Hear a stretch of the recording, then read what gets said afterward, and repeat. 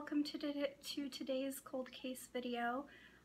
Today is a video that the subject matter is really close to my heart because it's about a cold case that is part of my own community. But first, I would like to say a couple things.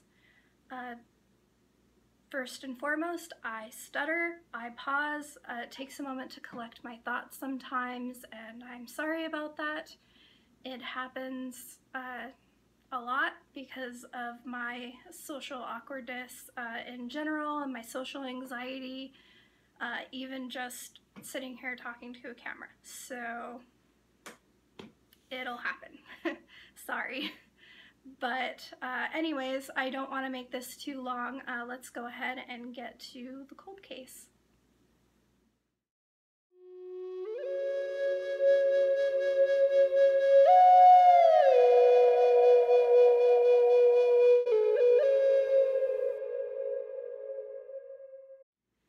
Today's 30-year-old cold case is a part of my own community, which is in the northern panhandle of Idaho on the Coeur Indian Reservation. Now, I cannot even begin to count how many people that I know personally that knew this person, who hung out with this person. I even have family who was best friends with this person. There are people that I grew up with, I went to school with, that never met her and wish that they could have. And it's incredibly sad. That being said, I only mean respect in this video. I'm not going to speculate like most videos. Everything regarding that is all going to come later because I will be doing multiple videos regarding this particular case. I'll never stop covering it. I want it to be solved, and doing stuff on camera and off camera until it is something that has become a personal goal of mine. For this particular video, the details that I'm going to be providing is just from news articles and official statements. It isn't going to include any of the rumors that are going around in the community. However, like I just said, there will be stuff coming in later once I actually get the opportunity to talk to more people about it. That being said, let's get to the disappearance of Tina Marie Finley.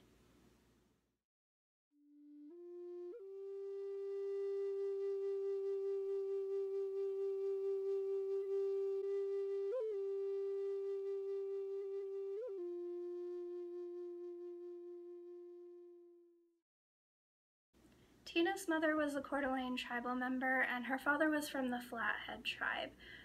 Tina was born in 1962 in Washington and was raised on the Coeur d'Alene Indian Reservation. For those of you that don't know, the Coeur d'Alene Indian Reservation is a 524 square mile piece of land in the northern panhandle of Idaho. It's home to the federally recognized Coeur d'Alene tribe, known in history for being called, quote, the greatest traders in the world, end quote, by French traders. Keep in mind that life on the reservation was difficult in the late 1900s.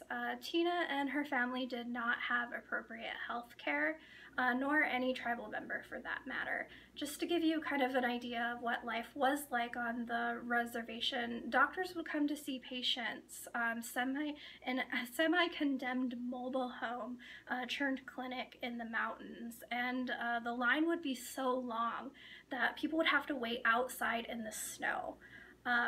Even then, it was only basic care. If a true emergency happened, a lot of people back then couldn't afford the ambulance system, and back then the ambulance system wasn't on a low-income sliding fee scale, so they literally just wouldn't come out here to get them.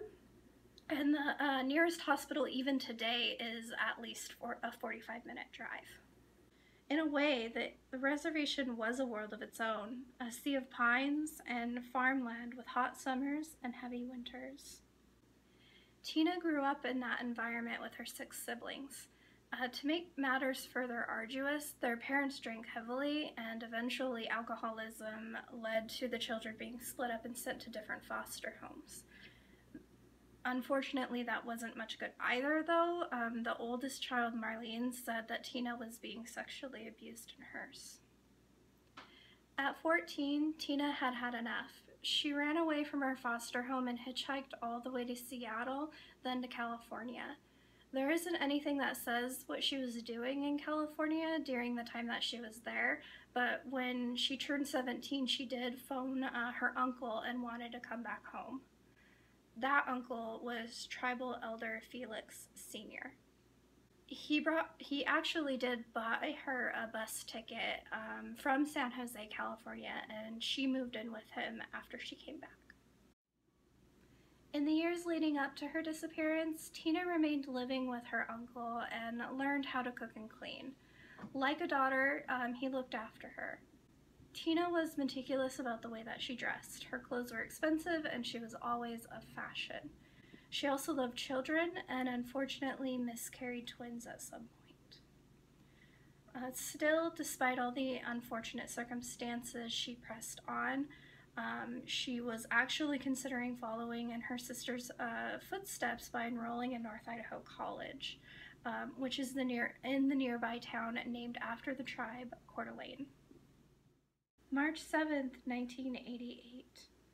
That evening, Tina played pool at the Log Dog Bar in Plummer, then went to a birthday party in Endangered.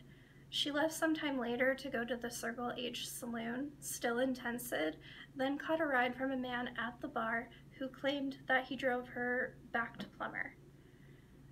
A quarter of a mile from her home, the vehicle stopped.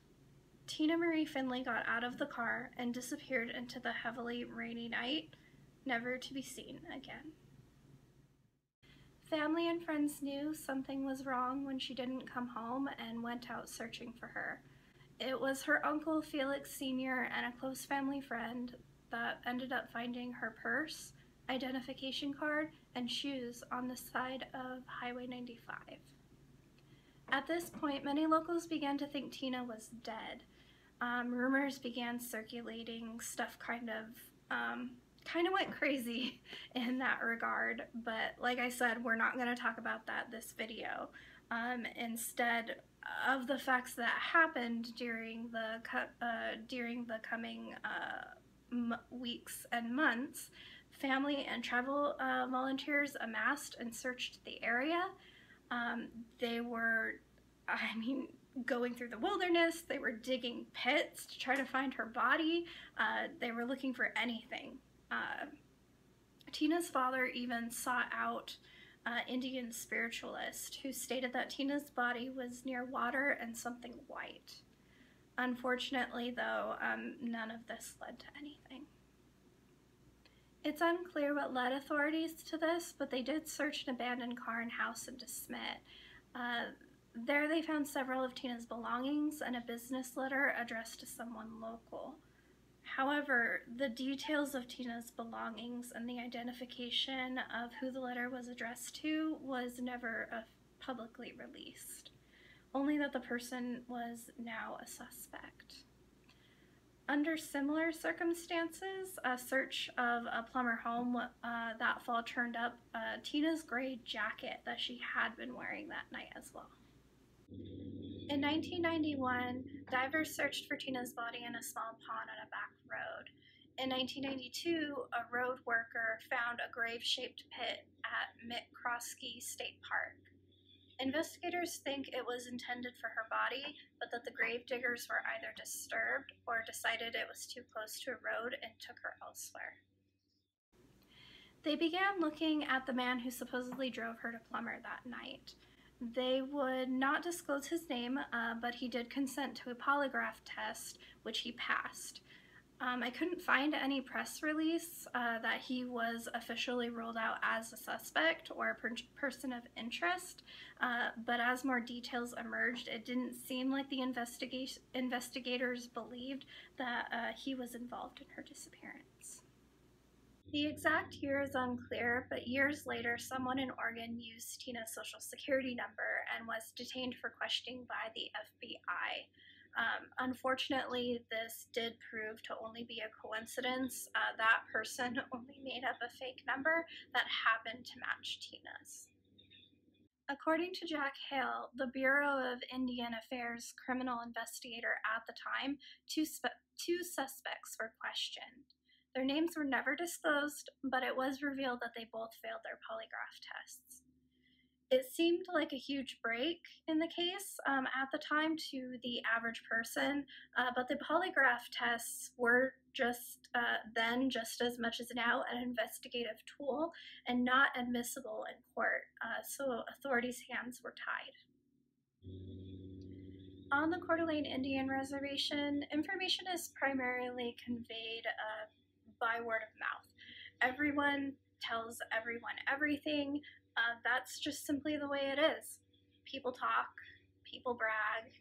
Investigators were listening, and they were convinced that they have Tina's case solved. They just don't have enough evidence to charge somebody.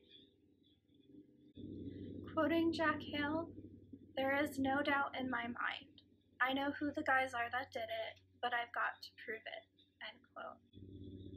But in September of 1996, Jack Hale was actually promoted to an investigator's post in Arizona.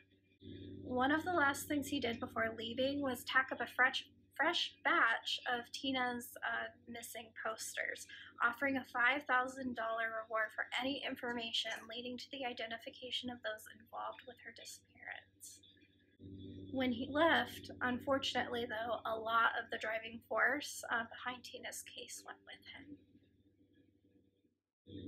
Just last year, in 2017, the FBI announced that they're committed to solving this case and want people to know that they haven't given up on solving it. They're offering a $10,000 reward for information that could lead them to Tina's body.